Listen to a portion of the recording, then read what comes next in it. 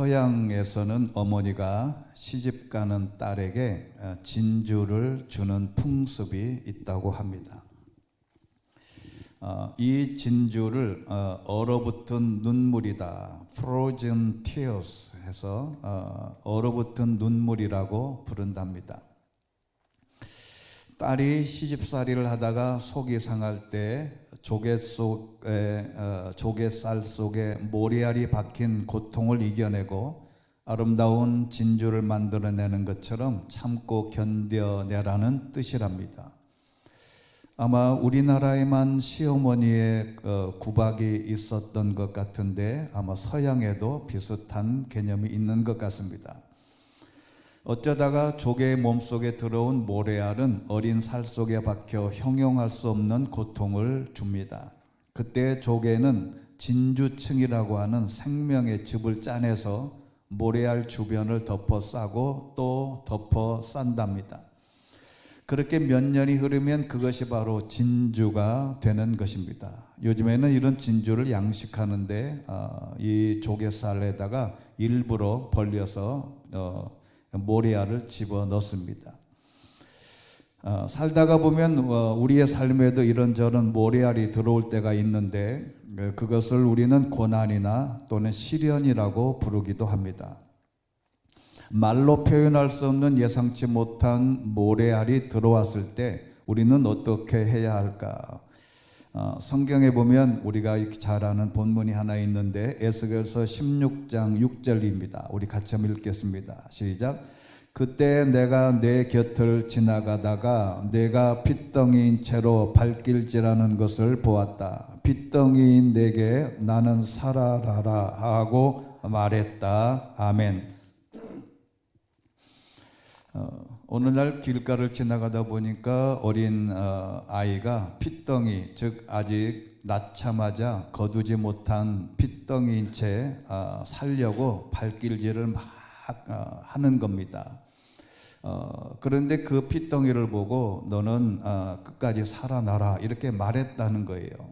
사람은 누군가가 돌보지 않으면, 낳자마자 돌보지 않으면 100% 죽습니다. 여기 핏덩이 된 여자아이는 이스라엘을 상징하는 단어이지만 이 구절은 눈물로 범벅이 된 채 고통의 때를 말합니다. 그때 핏덩이라도 살아있어야 한다고 강력하게 권고하는 것입니다. 고통과 시련 중에 내가 지금 값진 모래알을 품고 있는 핏덩이라고 생각하고 끝까지 버티고 살아야 한다는 것입니다. 그렇게 하면 언젠가 내게 들어온 모래알이 진주로 바뀌는 때가 올 것이다. 그때까지 핏덩이라도 살아있어라. 아무리 힘들고 어려워도 끝까지 버텨라. 모래알이 들어왔을 때 무시하거나 그냥 두면 조개 자체가 썩어 죽습니다. 그리고 그래서 핏덩이라도 끝까지 살아있어라. 스스로 포기하지 말고 원망도 하지 말고 그냥 소성이라도 끝까지 살아있는 자가 곧 승리하는 사람이다. 당신 역시 핏덩이라도 끝까지 살아있어라. 이렇게 우리에게 말씀하고 있는 겁니다. 살아있으려면 소망이 있어야 되는데요, 꿈이 있어야 합니다. 그리고 그 꿈을 간직한 채 오랫동안 버티고 있던 사람이 하나 등장하는데 이 사람이 바로 아브라함입니다. 오늘 본문은 아브라함이에요. 아브라함은 뒤에 붙여질 이름인데 창세기 12장 1절에 아브라함은 어느 날 이런 계시를 받았습니다. 여호와께서 아브라함에게 말씀하셨습니다. 내 고향, 내 친척, 내 아버지의 집을 떠나 내가 내게 보여주는 땅으로 가라. 내가 너를 큰 민족으로 만들고 내게 복을 주어 내 이름을 크게 하고 내가 복의 근원이 될 거다. 3절에 있는 4절 말씀 우리 같이 한번 읽겠습니다. 시작. 너를 축복하는 사람에게는 내가 복을 주고 너를 저주하는 사람에게는 내가 저주하리니 땅의 모든 족속이 너로 인해 복을 받을 것이다. 그리하여 아브라함은 여호와께서 말씀하신 대로 떠났습니다. 롯도 아브라함과 함께 갔습니다. 아브라함이 하란을 떠날 때 나이는 75세였습니다. 아멘. 오늘 2절에 있는 말씀을 보면요, 복을 주어 복을 준다는 약속을 믿고 떠난 겁니다. 그런데 이 아브라함이 순종해서 떠날 때 나이가 75세인데요. 오늘 본문에 보면 나이가 드디어 99살, 99세가 된 겁니다. 24년이 지난 거예요. 여러분, 오늘 이 본문 말씀을 대비해서 읽어준 까닭은 아브라함이 지금까지 하나님이 약속한 복을 받은 적이 없어요. 때로는 잘 먹고 잘 살았는지 모르지만 아무런 응답이 없습니다. 75세에 부름받고 신앙생활하고 순종하며 살았는데 삶의 아무런 결과나 축복이나 가장 중요하게 여기는 후손, 즉 자녀의 축복도 없이 24년이 지난 겁니다. 이게 얼마나 중요한지 몰라요. 여러분, 우리도 마찬가지입니다. 아브라함처럼 신앙생활하면 복을 받는다. 예수 잘 믿으면 축복받는다. 예수 잘 믿으면 잘 된다. 승리한다. 번성한다. 이런 약속의 말씀 속에 살지만 여전히 꿈속에서 삽니다. 현실은 그렇지를 않아요. 아브라함이 75세에 떠나라고 해서 떠났는데 99세까지 24년 동안 아무런 일이 벌어지지 않은 겁니다. 그런데 갑자기 하나님이 나타나시더니 오늘 본문에 이렇게 말합니다. 아브라함이 99세 때 여호와께서 그에게 나타나 말씀하셨습니다. 나는 전능한 하나님이다. 이게 성경이니까 그렇지 아브라함을 마음을 솔직하게 표현하면 이게 웃기는 얘기예요. 야, 하나님이 농담하시나? 하나님도 웃기시네. 내가 24년 동안 기다렸는데 아무것도 안 한 하나님이 갑자기 나타나서 나는 전능한 하나님이다. 이렇게 말하는 거예요. 아무래도 속으로 생각하기에 하나님이 굉장히 원망스러웠을 수도 있습니다. 아니, 지금까지 능력을 베풀어 주지 못했던 하나님이 갑자기 나타나서 나는 전능한 하나님이다. 웃기는 얘기다, 이 말이죠. 내가 너 사이에 언약을 맺을 것인데 내가 너를 심히 번성하게 하겠다. 번성하게 하고 축복 주겠다고 한 적이 24년 전이에요. 아무런 지금 느낌이 없습니다. 그 전능한 하나님이 24년 동안 무엇을 하다가 이제야 또 이렇게 말씀하신 것인지 아브라함은 아마도 혼란스러웠을 거예요. 아브라함의 나이 99세, 사라는 89세였습니다. 이제 와서 무슨 영화가 있겠냐. 자녀도 없이 약속도 까마득한 옛날이고 이제 모든 소망이 사라질 즈음에 하나님이 갑자기 나타나셔서 나는 전능한 하나님이다. 이렇게 사기를 치는 거예요. 여러분, 우리가 신앙생활할 때도 마찬가지입니다. 내가 그동안 평생 예수를 잘 믿고 하나님의 뜻대로 살려고 발버둥치고 헌금도 하고 충성했는데 하나님이 결국에는 전능한 하나님을 안 보여주실 때는 사람들이 얼마나 많은 갈등이 있는지 몰라요. 근데 이 아브라함이 갑자기 자신이 이제 아무것도 할 수 없는 상황 속에서 나는 전능한 하나님이다 그럴 때에 아마 아브라함이 상당히 당황스러웠을 겁니다. 여기 전능한 엘이라고 하는 것은 우리가 늘 잘 알지요. 엘로힘, 엘 또는 이름 엘이라고 하는 들어가는 이름은 다 하나님의 개념이 들어간 이름이에요.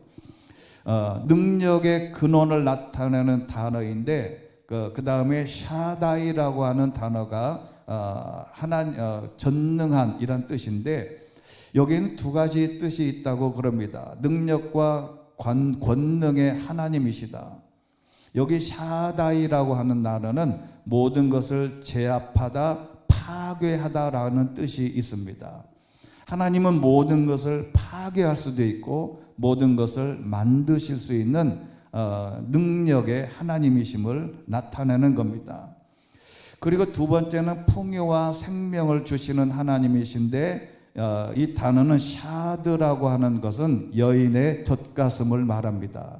그러니까 젖을 주는 상황을 묘사하는 겁니다. 이 말은 생명을 먹이고 풍성하게 하시는 하나님을 뜻하시는 단어입니다.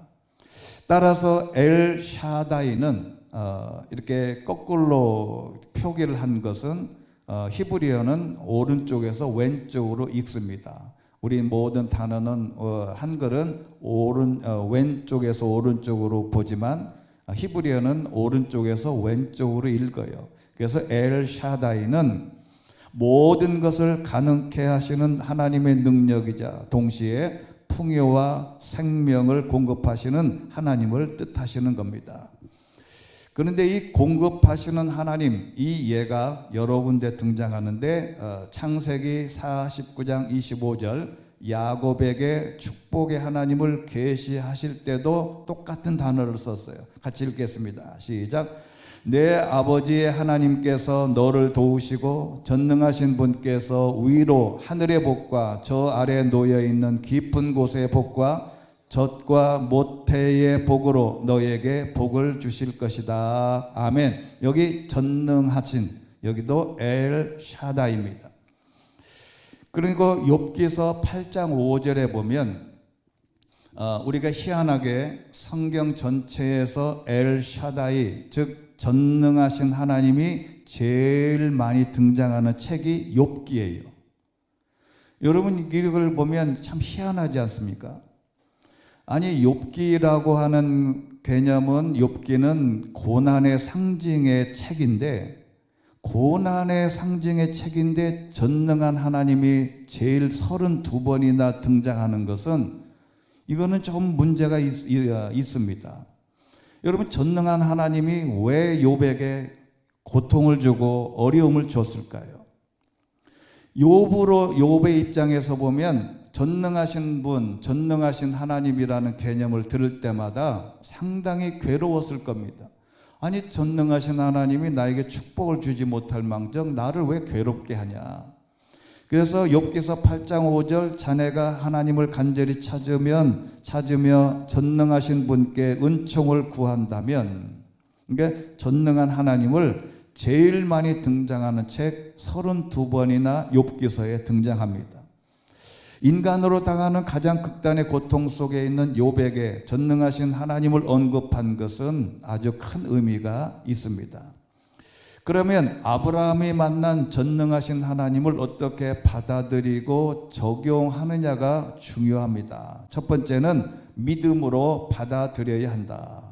죄송하지만 한번 따라해 보겠습니다. 믿음으로 받아들여야 한다. 사도 바울은 로마서 4장 19절에 이렇게 묘사했습니다. 아브라함은 100세나 돼 이미 자기 몸이 죽은 것 같고 사라의 태가 죽은 것 같음을 알고도 믿음이 약해지지 않았다. 우리가 75세에 부름받고 99세까지 아무런 문제가 없었을 때에도 믿음이 약해지지 않았다는 개념을 우리가 특별히 기억해야 합니다. 그는 하나님의 약속을 믿고 의심하지 않았고 도리어 믿음이 굳건해져서 하나님께 영광을 돌리고 약속하신 그것을 또한 능히 이루실 것을 확신했다. 그러므로 이것이 그에게 의로 여겨졌습니다. 그에게 의로 여겨졌다는 말은 아브라함만을 위하여서 기록된 것이 아니라 의롭다 인정을 받은 우리 곧 주 예수 그리스도 예수를 죽은 사람 가운데서 살리신 분을 믿는 우리도 위한 것이다. 여기 의라는 단어는 수없이 말씀드린 적이 있습니다. 디카이오슈네라고 하는 이 헬라어는 번역하기가 참 까다로운 단어입니다. 그냥 어떤 책에는 디카이오슈네라고 그냥 표현합니다. 이게 칭의, 의롭다함을 얻는 것인데 여기는 두 가지 뜻이 있습니다. 넓게는 하나님이 받으실 만한 조건입니다. 여러분 하나님이 우리를 받을 만한 조건이 뭐가 있겠어요? 우리에게 100억의 재산이 있으면 받을 만한 조건이 되겠습니까? 아니면 내가 박사학위를 10개를 받으면 하나님이 받으실 만한 조건이 되겠습니까? 우리는 하나님이 우리를 받으실 만한 조건, 의의를 이루는 것은 딱 하나입니다. 믿음이라는 겁니다. 그래서 이 의 디카이오 슈네는 각자에게 책임으로 주어진 정의와 도덕을 포함하는 것인데, 하나님이 받으실 만한 조건은 우리가 가진 돈과 명예와 학력과 재능과 내가 가진 그 어떤 것보다 하나님을 믿고 예수님을 믿는 것이 바로 의라는 겁니다. 근데 이 의자가 한자를 보면 기가 막힌 단어입니다. 언젠가도 한번 설명했는데, 이 의자는 문자적 구조를 보면 신기하게도 성경과 딱 맞습니다. 의자를 분석해 보면 양자의 밑에 자아, 아자가 붙어 있습니다. 양은 고대 제사에서 제물로 드려지는 깨끗한 짐승을 상징합니다. 물론 예수 그리스도도 어린 양으로 묘사한 바도 있습니다. 그래서 예수님을 묘사할 때 어린 양으로 묘사한 것으로 예수님을 상징하는 단어도 양입니다. 그런데 이 양 밑에 나아자가 있다는 것은 양이 나를 덮다라는 그림을 지니고, 또한 나가 스스로 옳지 못하더라도 희생 제물이 덮음으로써 의롭다 여김을 받는 의미가 내포된다고 할 수 있습니다. 의라는 것은 그래서 내가 예수님 밑으로 들어가는 겁니다. 들어간다는 개념은 예수님을 믿는 거지요. 어떤 경우든 핏덩이인 채로 발길질하며 언제 죽을지 모르는 위기의 상황이 와도, 아브라함처럼 계시가 의심스러울 때가 와도, 욥처럼 힘들고 어려운 일이 계속해서 들이닥쳐도 전능하신 하나님을 믿고 신뢰하고 기다리는 것이 중요하다. 그리고 두 번째는 순종으로 응답해야 한답니다. 오늘 본문 1절 말씀, 나는 전능한 하나님이다. 너는 내 앞에서 온 마음으로 순종하며 깨끗하게 행하라. 전능하신 하나님을 믿는 믿음은 순종의 행위로 드러나는 겁니다. 말씀을 적용하는 것은 순종의 행위가 포함되어야 한다는 말인데, 기독교 용어 중에 중요한 단어 순종이라는 것을 기억하면 됩니다. 세 번째는 전능하신 하나님을 의지하는 삶이 돼야 한다는 겁니다. 욥기서 13장 15절 말씀 보면, 그분이 나를 죽이신다 해도 그분을 신뢰할 것이다. 여러분, 이게 욥이라고 하는 분이 참 신기하게도 그 모진 고통을 겪으면서도 자꾸 친구들이 와서, 3명의 친구들이 와서 자꾸 설득을 해요. 너 전능하신 하나님이라면서 너 왜 이렇게 어려움을 당하냐?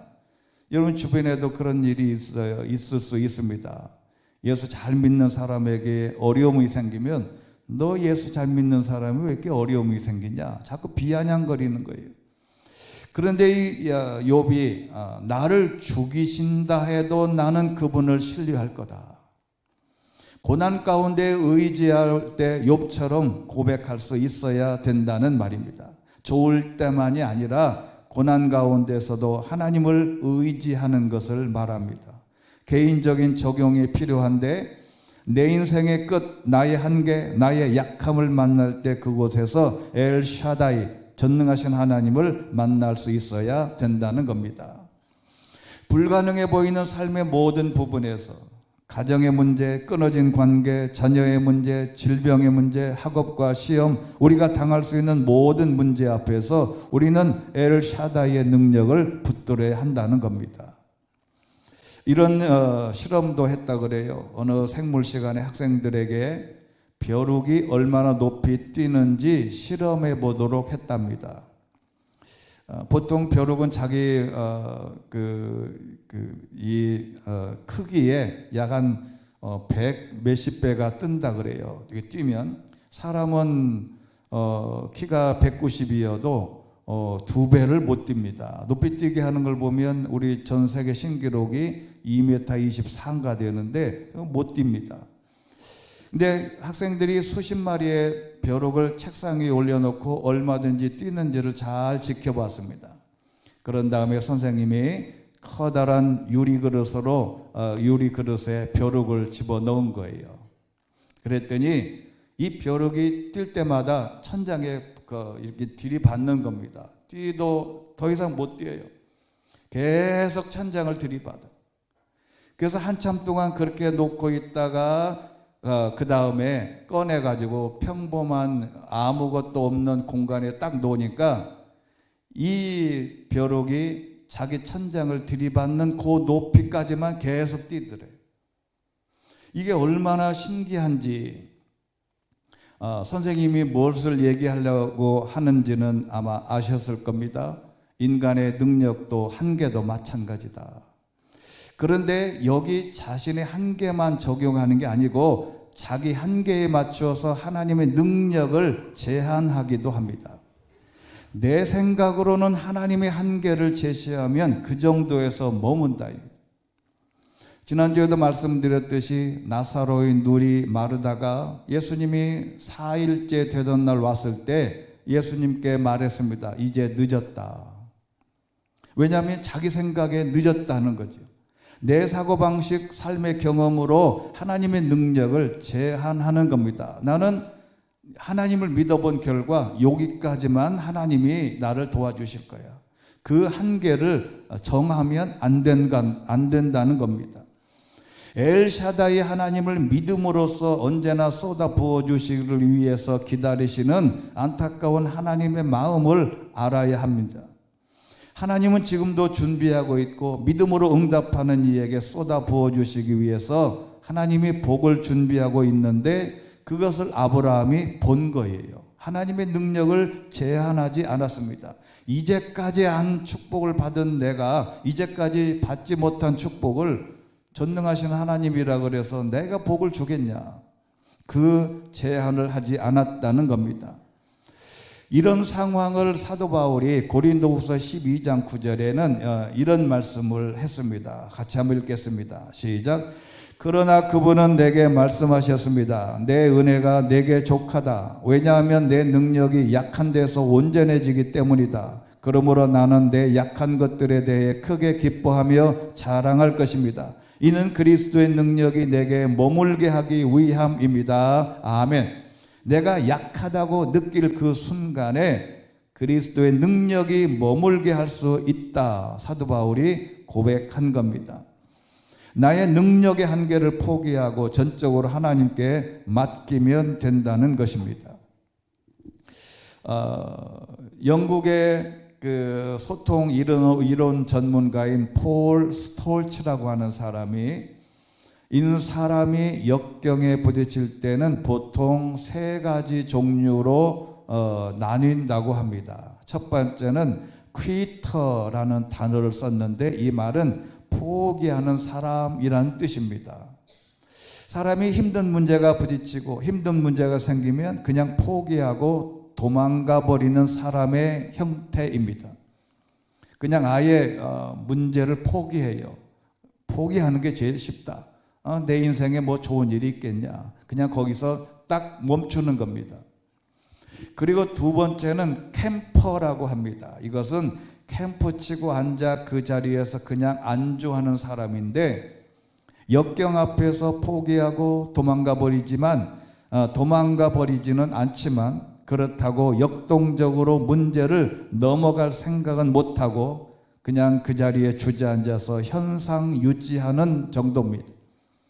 이런 캠퍼의 유형은 거의 6에서 70% 정도의 대다수의 사람들이 그렇답니다. 아예 도망가든지 아니면 그 자리에 앉아서 그냥 포기하고 그냥 머뭇거리든지. 그런데 스톨츠라는 사람이 세 번째 클라이머, 산을 타고 올라가 정복하는 사람이라는 뜻입니다. 역경이라는 산을 만나면 모든 힘을 다해서 기어 올라가 정복해버리는 겁니다. 아무리 높은 산도 정복해버리는 거지. 이 중에서 자기만 역경을 넘어가는 것이 아니라 다시 돌아와서 캠퍼들을 데리고 역경을 넘어가는 사람을 우리는 리더라고 말합니다. 자기뿐만 아니라 주저앉아 있거나 포기하는 사람들을 다독이고 이야기하고 권면해서 이끌어가는 사람이 바로 리더인데 이 클라이머의 능력을 역경지수라 이렇게 스톨츠라는 사람이 새로운 단어를 만들었습니다. 사람의 능력 중에 지성과 감성의 지수도 중요하지만 인생이란 어쨌든 수없이 많은 역경을 어떻게 넘어가느냐가 중요한 것이지요. 삶의 모든 분야가 바로 역경을 전능하게 하시는 하나님을 바탕으로 해야 한다는 것을 알려주는 겁니다. 우리가 힘들고 어려울 때마다 이 아브라함은 늘 생각했을 거예요. 하나님이 나에게 복을 주실 거다. 24년 동안 기다렸는데 아무것도 없어요. 그리고 나타나서 전능하신 하나님이라 부를 때에 그 전능하신 하나님을 믿고 현실을 극복했다는 것입니다. 그래서 잠언 24장 16절에 유명한 말씀이 있습니다. 같이 읽겠습니다. 시작. 의인은 7번 넘어져도 다시 일어나지만 악인은 재앙을 만나면 넘어진다. 넘어지지 않는 사람이 결코 탁월한 사람이 아니에요. 넘어졌다 다시 일어나는 사람이 탁월한 사람이고 결국에는 그가 승리를 거머쥐게 되는 것입니다. 그래서 신앙인은 오뚝이라고 할 수 있어요. 죄송하지만 한번 따라해 보겠습니다. 신앙인은 오뚝이다. 아무리 넘어져도 일어나는 겁니다. 아무리 쓰러져도 다시 일어나는 역경지수가 높아지는 것, 그것은 전능하신 하나님을 믿기 때문에 그렇습니다. 그래서 시편 37편 24절 시작. 그는 넘어지더라도 아주 엎어지지 않을 것입니다. 여호와께서 그 손으로 붙잡아 주시기 때문입니다. 할렐루야. 넘어지지 않는 것이 아니라 넘어져도 일어서는 것이 신앙입니다. 이런 역경지수가 높은 사람이 진정한 신앙인, 즉 전능하신 하나님을 믿게 되면 이 역경지수가 확확 올라가는 것이죠. 그런 사람이 많을수록 가정과 교회와 회사와 국가가 다시 일어날 수 있는 것입니다. 남들은 지쳐 앉아 있을지라도 당신만은 일어서세요. 가스펠송 가사처럼 이렇게 말하는 사람이 진짜 지도자요, 전능하신 하나님을 믿는 진짜 신앙인이 되는 것입니다. 결론은 아브라함은 모든 꿈을 접어야 할 즈음에 하나님이 나타나셔서 나는 전능하신 하나님이다. 쉬운 말로 말하면 하나님도 웃기고 있네. 24년 동안 아무렇지도 않더니 갑자기 나타나서 전능하신 하나님, 도대체 뭘 믿고 뭘 전능한 하나님이냐 질문할 수 있어요. 그런데 이 전능하신 하나님 엘샤다이 하나님을 아브라함이 딱 붙잡습니다.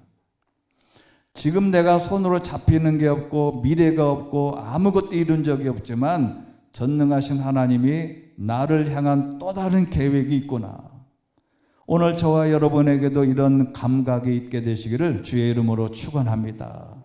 내가 가진 것 아무것도 이루어지지 않은 현실 속에서도 전능하신 하나님이 나는 전능한 하나님이다 라고 말할 때에 전능하신 하나님이 나를 향한 뭔가 계획을 하고 있구나 확실하게 믿고 나가는 것이 중요한 것입니다. 이 전능하신 하나님 엘샤다이 하나님이 저와 여러분에게도 나타나셔서 힘과 용기를 주시고 믿음으로 승리하게 하시기를 주의 이름으로 축원합니다. 은혜가 풍성하신 하나님 아버지, 주의 은혜와 사랑을 감사드립니다. 아브라함이 복을 주시겠다고 약속하신 75세에 출발했는데 99세까지 24년 동안 아무 일도 일어나지 않았습니다. 그럼에도 불구하고 어느 날 갑자기 나타나셔서 전능하신 하나님이다 말씀하실 때 아브라함은 아직도 하나님을 향한 믿음이 줄어들지 않고 의심하지 않고 전능하신 하나님을 믿어 그가 받은 복을 헤아릴 수 없는 많은 복을 받은 것을 우리가 기억합니다. 때로는 우리에게도 보이지 않는 하나님이 우리에게 지금까지 베풀어 주신 축복보다 더 많은 복과 은혜를 전능하신 하나님이 가져다 주실 줄로 믿고 우리의 믿음이 흔들리지 않고 순종하며 나갈 수 있는 복된 믿음의 사람들이 되게 하여 주옵소서. 예수 그리스도의 이름으로 기도드리옵나이다. 아멘.